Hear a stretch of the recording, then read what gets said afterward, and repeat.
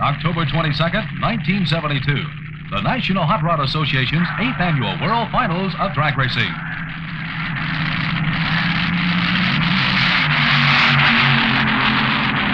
From throughout the United States they came, the top drivers and drag teams that competed in 35 regional meets to gain a chance to put it all on the line in the final showdown to determine the World Final champions in each of 7 classifications. Drag racing has increased in popularity over the years and is steadily growing in spectator interest. The sport has its heroes and favorites, as do other sports. It's a match of engineering skill and driving skill as these competition machines scream down a quarter-mile track at speeds up to 230 miles per hour and elapsed times of 6 seconds plus. Drag racing is a sport that presents all of the color, excitement, and challenge that anyone could want, both as a participant and a spectator. The National Hot Rod Association is the parent group that sanctions these meets and enforces rigid rules and regulations. Wally Parks, NHRA president, has spearheaded the growth of the sport throughout the last 20 years. Well, the National Hot Rod Association is an outstanding organization, and the man behind it, the president, Wally Parks. And Wally, another great World Finals here at Amarillo. Of course, we have had some bad weather, but the competition is fierce. Well, we got fantastic competition. The weather is always a problem with drag racing because we can't run when it's raining, but fortunately it isn't raining, and we're getting some excellent performances. Wally, how about the reception of the city of Amarillo to the National Hot Rod Association World Finals again this year? Well, there's never been anything to match it yet. Actually, I don't know how you could beat it because we've had such a cordial welcome here since the first day we came in to talk about having the World Finals here. And the community involvement is just almost overwhelming. We feel, I think, worse about the weather conditions kind of putting out some of our downtown activities that we had scheduled here than we do about the curtailment on our racing activities. And it's just been something that drag racing has needed for a long, long time. And believe me, we're just delighted to be here and be part of it. Wally, this is something that takes a great deal of effort and planning, and I know you'll go right to work on 1973's World Finals. Won't you right after this one's over? No, we're going to do it before this one because we've been doing it for several days. And I think what we'll probably do is look at our schedule and see if there's a possibility of moving forward a couple of weeks and getting into a better possible weather condition because this is late in the year to plan drag racing. And if it fits in with Amarillo's schedule and our schedule, we'll have a better one even in 73. From 40 states, the fastest cars and best drivers in the world met in Amarillo for the World Finals. Although preliminary events were hampered by wet weather, the final races were held as scheduled on Sunday. Each drag team is composed of a driver, chief mechanic, and backup crew that is trained to keep each car performing at an optimum level. In addition to the thousands of spectators that follow the sport, manufacturers and several hundred track owners and operators also come to Amarillo for the World Finals. Manufacturers, representatives of tires, engines, oil, and many other racing items, put their products to the test with these men of speed. A popular figure at any drag meet is Miss Hurst's Golden Shifter, Linda Vaughn.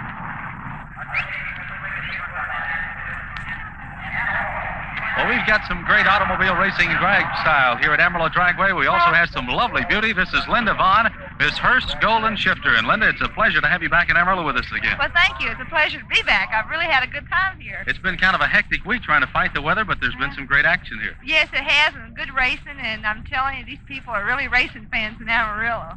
How did you actually get started in drag racing as far as coming to all the races are concerned, Linda? Well, as you know, I'm Miss Hurst, and I represent racing all over the world, but I like drag racing the best, and I won a big beauty contest, and they renewed my contract about 8 times now, so I've been with them for going on 8 years. What's been the most exciting races that you've possibly been to, Linda? I know you've been to so many, that's probably hard to pick one, isn't it? In drag racing, I had to say the Nationals is about the most exciting, and I like the World Finals because that's where everybody puts together, you know, the points and all. And then IndyCar racing, of course, is one of my favorites, too, because I cover it all. But there's nothing like drag racing and top fuel cars and funny cars. More than 300 cars have won invitations for this event based on their past performance in other NHRA meets around the country. The time trials were yet another hurdle to pass in their quest for the title. The competition is divided into 7 different classifications. The stock cars are regular production models from American companies. Driving skill and the performance of the unmodified engine determine the top cars. Everyday automobile gasoline is used to power these cars, which are essentially street or family cars. The 32 classes are broken down into 16 for standard transmissions and 16 for automatics. In 1972, the NHRA rules changed the super stock eliminator category. The old stock eliminator class was moved in with the super stock to allow the interested drag fan to race his factory production car against others that have a few modifications. The new class was greeted with mixed reactions. This is the largest of the different categories, with genuine drag fans having a chance to try their limited capital and experience on the strip in one of the most exciting eliminator classifications.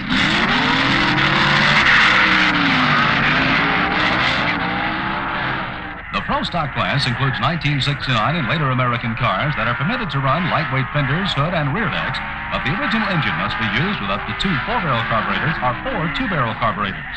The modified production division car looks much the same as a stock passenger car, but further changes are allowed, including transmission and larger tires. 8 classes of modified production cars were ready for the World Finals. Modified eliminator cars, the classic street roadster or hot rod, is also in this racing division. The competition category this year includes those cars that have extensive modifications over the stock cars, yet weren't up quite to the top fuel class. A popular group because of the inventive way that men make these machines run, the competition class in 1972 saw the integration of the now-defunct gas dragster category. The funny car has come into its own in the past few years and is popular because it's really a short wheelbase fuel dragster with lightweight fiberglass body that gives it the appearance of a regular stock car. But don't be misled. There's no comparison to the models in your dealer's showroom. These cars have greatly modified supercharged engines and run on special nitro fuel. These cars are real crowd pleasers.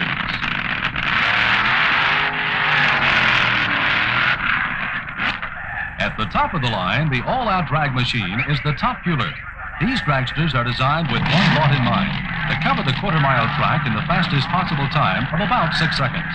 With rocket-like speed, these vehicles are expensive, highly engineered cars that compete in 9 different classes. Some have 2 engines, others have 1 engine, either in front or behind the driver.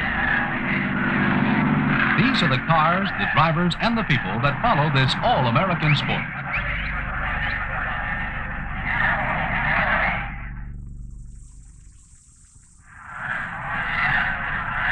On race day, with 35,000 people in the stands, the pits were crowded with the drivers, their cars, and the mechanics making last-minute adjustments to allow for the altitude in Amarillo and the damp weather.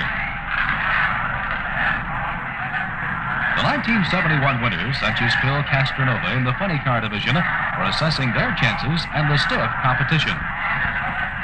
Well, funny car competition at the World Finals will be outstanding, including one of the top stars, Phil Castronova. And Phil, you got one run in yesterday. Did that tell you a great deal? Yes, it did.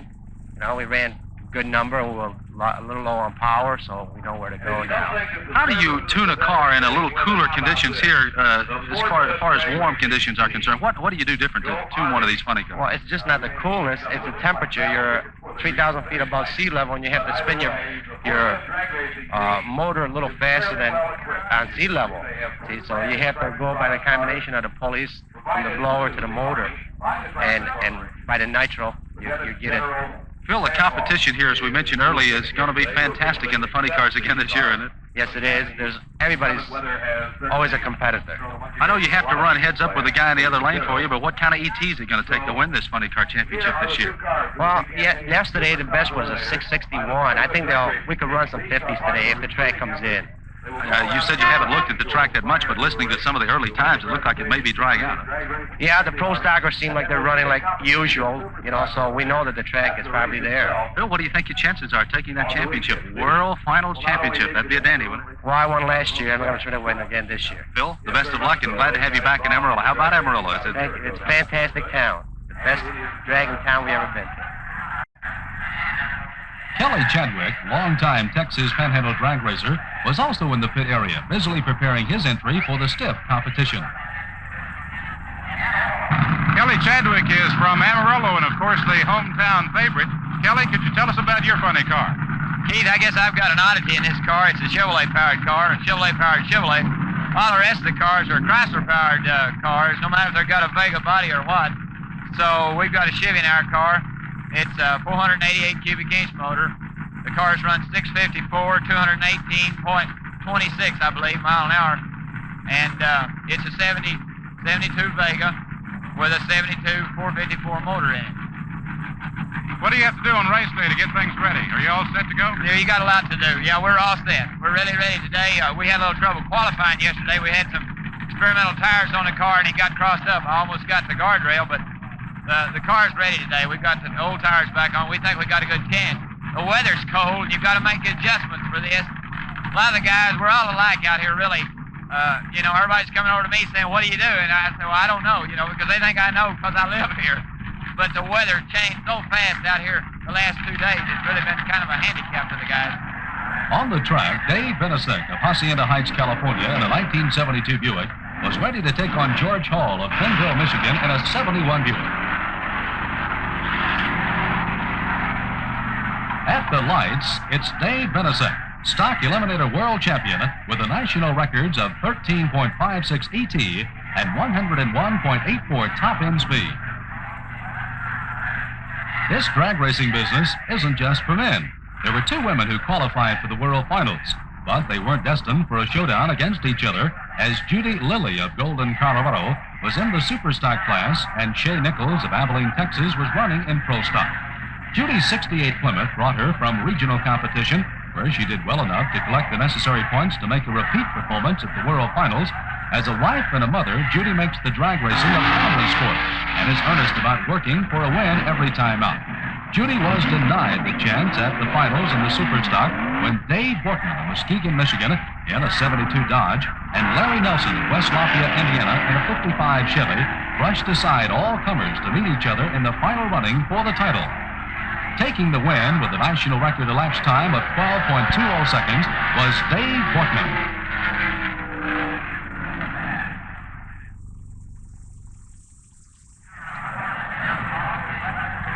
Indicative of the dedication, color, and enthusiasm of drag racing contestants is Ray Murphy of Ames, Iowa, who drives Plum Nuts in the modified production class. Murphy and mechanic T.J. McDonald expressed their feelings about the World Finals in Amarillo. What do you think about the World Finals in Amarillo, and how long have you been here? We came in Tuesday. Decided to take off a little early and come down where it was warm, which didn't quite turn out that way, but decided to take a little vacation and just really enjoying ourselves. The reception we had was great. We've traveled all over the country, especially this year, and this is the greatest place. People are wonderful. Good. How does it look for the competition in the races today? It's going to be tough. We're not even sure we're qualified right now. We were second earlier yesterday afternoon, and now we're up to 6th before this last pass, so we don't know exactly where we stand. It's going to be tough, though. It's a rough road up to the top, isn't it? You better believe it.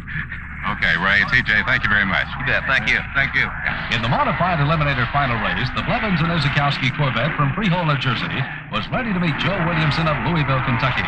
This was the big race of the day for the modified eliminators, the culmination of months of work and thousands of miles of traveling. Williamson was a split second too fast in getting off the starting line, a foul giving the race to Paul Blevins, who set a national record elapsed time of 10.55 for D-Alter. Tom Trish of Rockford, Illinois, the defending competition champion, the big winner in 1971, was back again to try for another championship. Tom, this is your second trip to the World Finals, your second trip to Amarillo. What type of problems do you encounter in racing here? Well, the atmosphere at Amarillo is different than any other track that we race in the Midwest, where we're from. The altitude is quite a bit higher than what we're used to, and there's always a problem the first couple of runs to get the car to work properly. This season here with the rain, the time has been cut down that we've had times to run in, and everything's been pushed into 1 or 2 days here, and we're having quite a bit of trouble with our personal car trying to get the motor to the right position so it have its maximum horsepower. You were one of the big winners in the World Finals last year. How does your competition and chances stack up for this year? Well, it's rougher. Every year it gets rougher. It's hard to maintain a steady pace, let's say, because records change and cars get fast, somebody gets slower, and it just changes all the time. This year it's rougher than last year, by far. This time, though, Trish didn't make it, as he was beaten out by Roy Rastetter's D-Altered, who was to see action in the final race. Wayne McMurtry of Pueblo, Colorado, and Roy Rastetter of Hale Center, Texas, had the top 2 competition cars.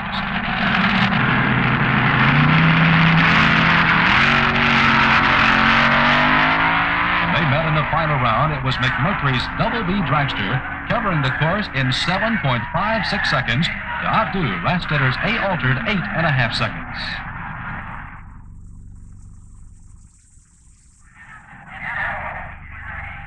In Pro Stock, Bill Grumpy Jenkins is one of the most respected contenders on the drag circuit.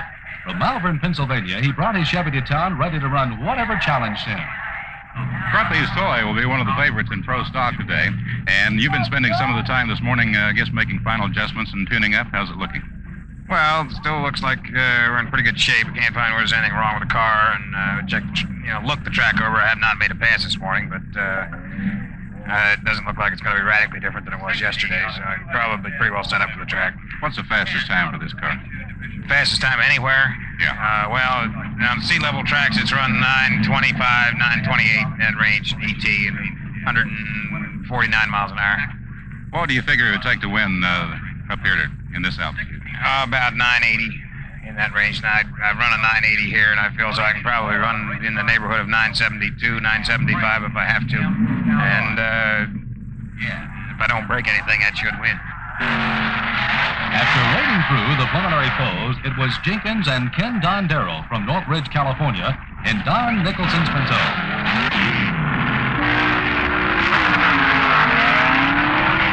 Jenkins took it in the style that he's making a habit.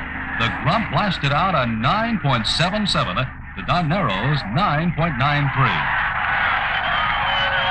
With the Pro Stock title decided, the crowd was ready for the two big ones, funny cars and top fuelers. The unique funny cars are powered by ear-deafening engines and utilize a parachute to help them stop at the end of the track. One of the favorites was Butch Moss of Mount Clement, Michigan. Moss and a Mark Higginbotham Vega roared into the semifinal round of funny car competition, only to come up against a Gene Snow Dodge driven by Jake Johnston of Fort Worth. Moss lost his engine as Johnston flew to the lowest lapse time of the day, a 6.51. It would be Johnston in the finals. The funny car division had a couple of exciting moments in the way of spectacular crashes. Al Marshall and Doc Holliday were barreling down the track when Marshall lost control of his Mustang and hit the guardrail. The body of the car was torn off and came to rest in the infield, while the rest of the car was thrown and torn apart and scattered down the track. Miraculously, Marshall climbed out of the remaining wreckage unhurt with his brush with death.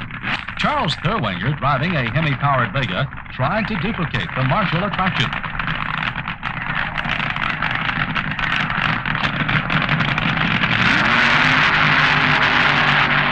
Racing Butch Moss when he too hit the guardrail, severely damaging his car, but again, no injuries. For all the power and speed built into these cars, safety comes first, and every precaution is taken to protect the driver. Jeb Allen of Bellflower, California, one of the youngest drivers on the circuit, had brought his family and his praying menace for the World Finals test. This is your first time for the World Finals, right?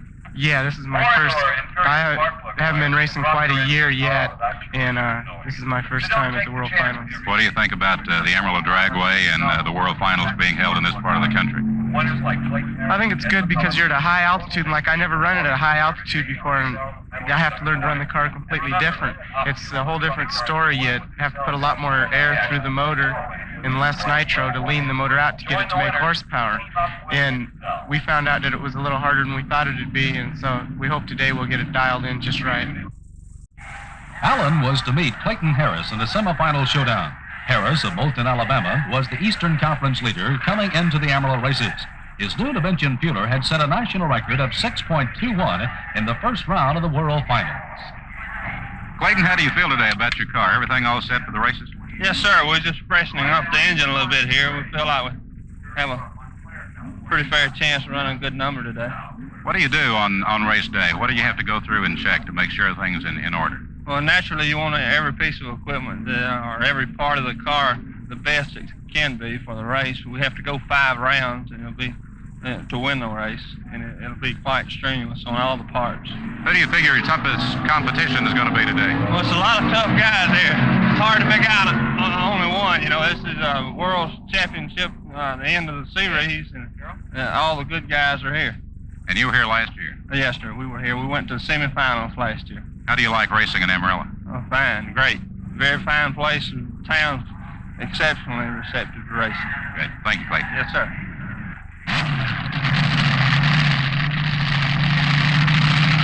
Semifinal, top fuel, Clayton Harris and Jeb Allen. Allen jumped to a quick lead that was quickly erased as Harris overtakes the Whiz Kid and cops a slot in the finals against Jim Walters.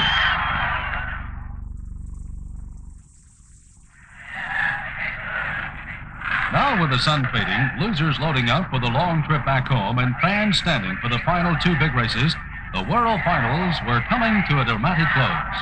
During the day, Clayton Harris had made several impressive runs against Bob Noyce, Hank Johnson, Herm Peterson, and Jeb Allen. He had worked his way through some of the best, while Jim Walter of Painesville, Ohio, had done the same with other entries. Walter was driving a Chrysler-powered 392 dragster that eliminated Ed Rennick, James Warren, also Don Wrightsell, and Raymond Beagle.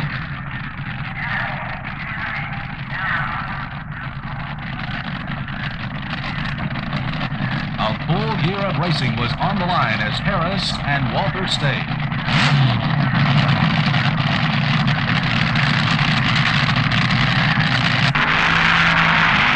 Both machines suffered big problems. Harris was ahead when his Dune engine broke a rear end. Walter blew a tire, broke a main shaft, and lost a blower belt, but had enough speed built up to cross the finish line first. Well, a guy that has to be most excited over a big top fuel win. This is Jim Walters, and Jim, I guarantee it was a fantastic day for you at the World Finals, wasn't it? Yes, it was. I'm so happy I can't even believe it. It's just great. It's a long way from Painesville, Ohio, though, isn't it? Yes, it is. 23 hours straight at it. How did the competition go for you, Jim? Well, you got to be pleased to win anything, but how did it go in the past couple of days for you? Well, I have not had a good year this year. I've had we crashed bad in I guess it must have been early September. We crashed bad, and we had kind of a set down there, and I've had not a real good year, not like I've had in the past, but we just kept at it, and I come down here, and I knew I was going to win when I left home. I went 4 rounds here last year, and I said when I left home, I'm going to go one better than I did last year, and I had my mind made up, and they put that in the paper, said long on desire, but short on power, and I showed them. How about coming from a champion? How about Amarillo, Texas? How were you received here in the NHRA again this year? There is no city in the country that receives racers like Amarillo, Texas. Well, Jim Walters, coming from a real champion such as you, we certainly appreciate that, and we hope to have you back in '73. I'll be here. The final race of the day, the World Championship in the funny car division.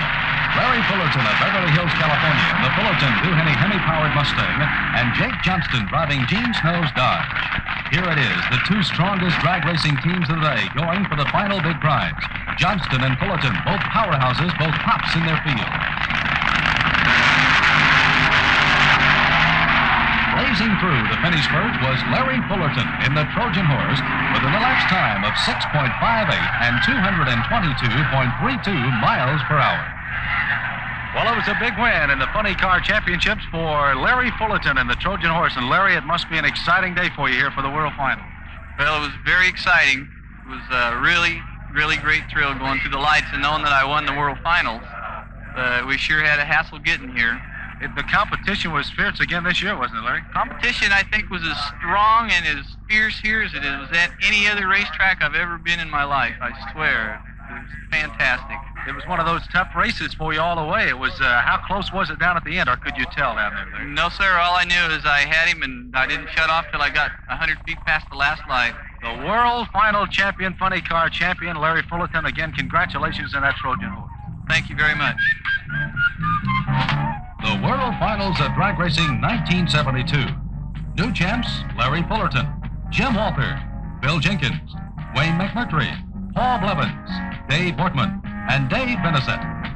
Amarillo once again had hosted the National Hot Rod Association's World Finals competition.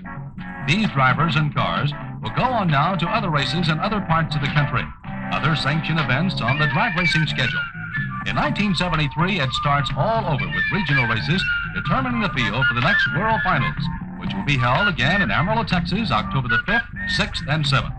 Between now and then, you can see many of these same professional drag racers at local tracks in your area. Perhaps you, too, will want to follow them to the World Finals in Amarillo next October.